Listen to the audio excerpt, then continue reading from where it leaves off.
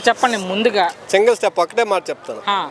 రెపా రెపా అనేది మనుషుల మీద కాకుండా అభివృద్ధి చేసి చూపించమనండి. అదంతే రెపా రెపా వాళ్ళది. కానీ వాళ్ళు మాత్రం ఖచ్చితంగా నరుగుతామని పదే పదే చెప్తూనే ఉన్నారు. నరగడం అంటే ప్రతి ఒక్కడు అదే మాట ఆడుతాడు. వాడు నరగడానికి వస్తే వీడు నరగడానికి ఉంటాయి. అవన్నీ ఎందుకు వేస్ట్ మాట్లాడు. ఏంటి మీ అభిప్రాయం ఏంటి అంబటి రాంబాబు గారి అరెస్ట్ మీద?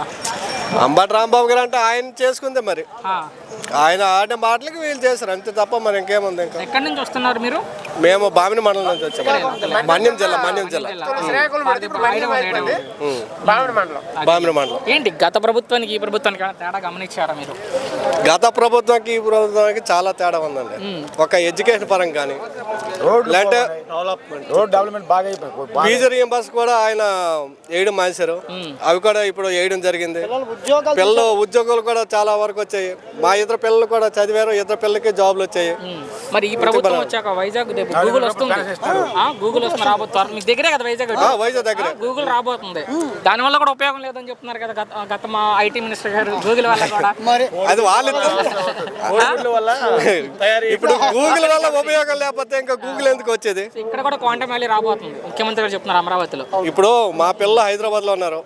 మరి కొద్దిగా అభివృద్ధి అయితే మనం ఎక్కడే ఉంటాం కదా. బయటకు వెళ్ళకుండా మనం పక్క రాష్ట్రంకి వెళ్ళి పక్క దేశంకి వెళ్ళి ఉండక్కర్లేదు. మన పిల్లల దగ్గర మనం ఉండి. ఏంటి అమరావతి రాజధాని మీద మీ అభిప్రాయం ఏంటి? అమరావతి రాజధాని అవడం వల్ల చాలా ఉపయోగమైందండి. ఎందుకంటే ఇది మొత్తం సెంట్రల్ ఏరియా. ఇప్పుడు మన శ్రీకాకుళం నుంచి కాదు, లేదంటే అవతల అన్ని జిల్లాలకి సెంటర్ పాయింట్ కనెక్టివిటీ. కానీ ఇది మునిగిపోయే ప్రాంతం. ఇక్కడ చావలు పట్టుకోవడం తప్ప దేనికి ఉపయోగపడదు ఇది అంటున్నారు జగన్ గారు.